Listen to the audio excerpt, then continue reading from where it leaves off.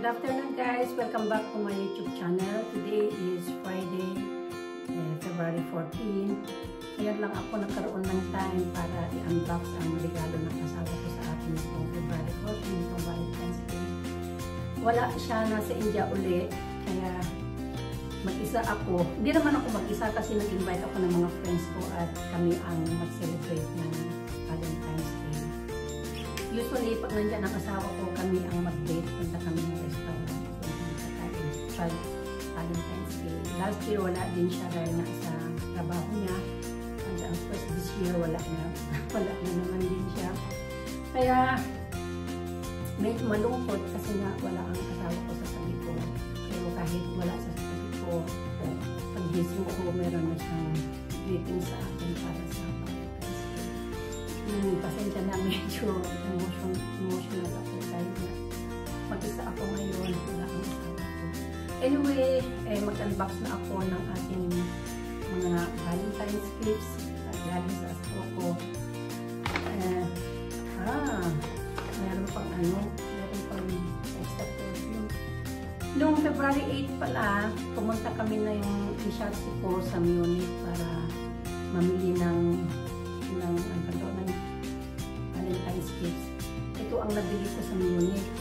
Tapos, Saturday yun, February 8. Tapos, the next Monday, yung February 10, pumunta ako ng city at binili ko yung sobra na binigay ng asawa kong budget para sa Valentine's Day.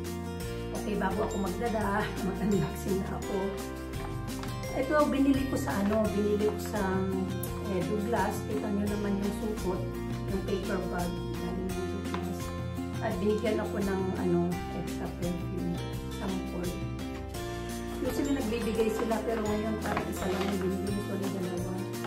Smuggler. Hindi ko naman sila yung At ito nga yung nabili ko sa sobrang pera na binigyan ng asawa ko budget para sa Valentine's Day. So, buksan ko na.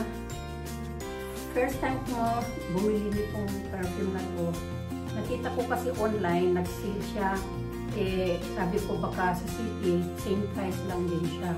Thank God, binili din yung kung anong presyo sa online. Ganun ang binili ng presyo sa akin.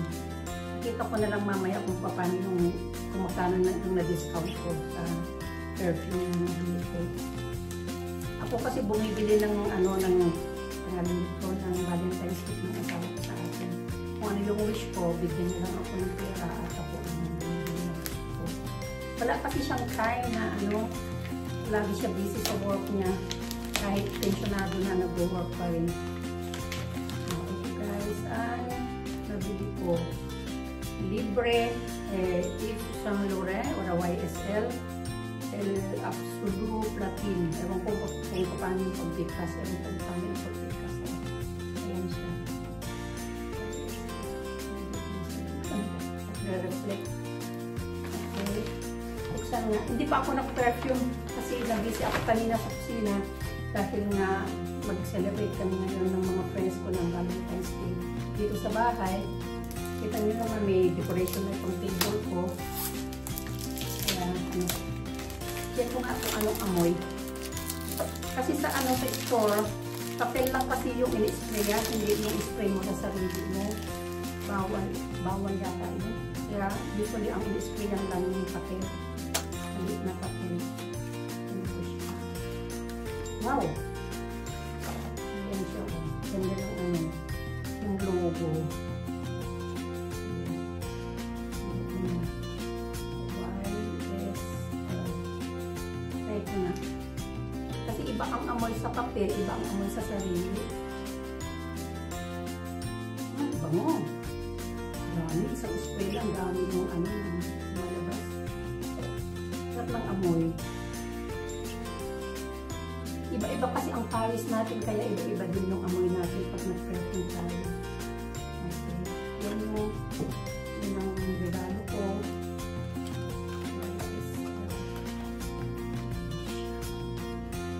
Tapos, bango.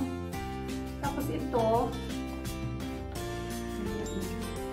ang lalim. Laki-laki ng karton. Malit lang naman yung binili ko. Laki-laki ng karton. Okay.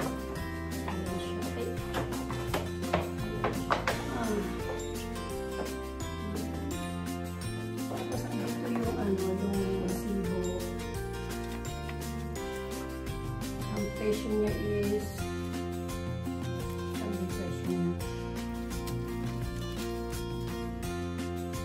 620 euro. Presyo. Ay, binanggit ko na kung ano yung laman. Simple na lang kayo ang paglagyan nila ng mga resibo. Dati, parang sobre. Ngayon, nagtitipid na rin sila sa paglagyan nila ng resibo. Yung sa Paris, parang sobre siya.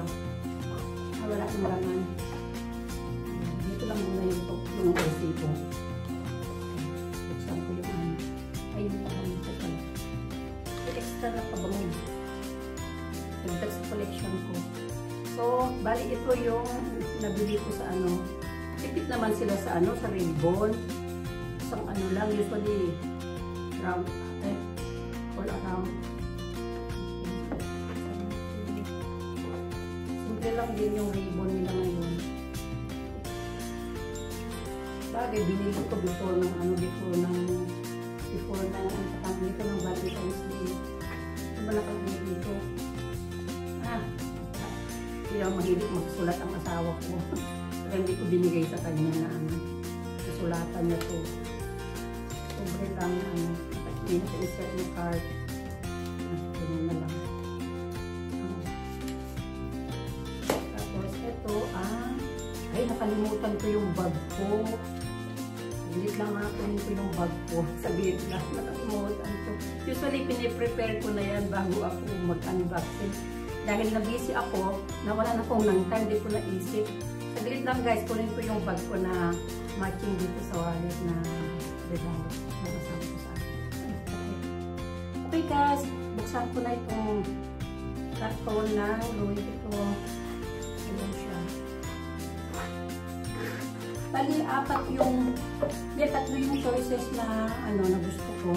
Kaya lang yung isa, na daw yung ito. Sold out na siya. Tapos yung isa naman, nakita ko dun sa kabilang store, hindi ko siya type. Kaya ito ang nabili ko.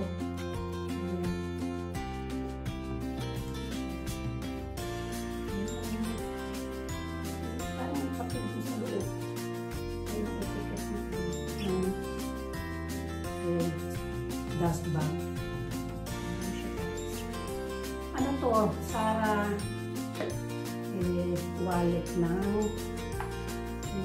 ano naman yung model ng bag ko. Cheap and Mythic. Made in France.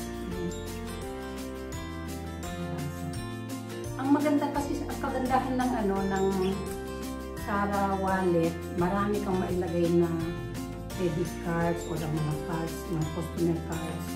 Kasi yung dami kong customer cards. Ay, bali, mailagay lang pala 1, 2, 3, 6 plus 6, 12. Tapos meron pa ditong may packet din siya dito sa loob. So, kung hindi makasya yung mga customer cards ko, dito ko nilalagay o kaya dito sa kabila. Tapos meron dito para sa coins. And of course, pag bumili ka ng original, may ganyan.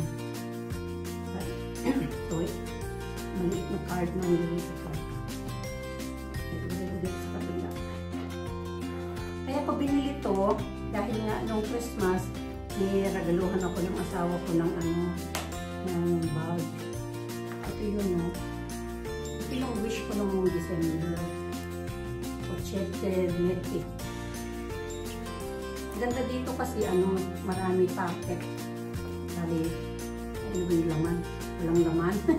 Kasi iba yung ginamit ko na bag, kaya tinanggal ko yung laman. Ano lang siya, tissue. Tapos ito, tatlo yung yung packet niya. At syempre, meron din ganito.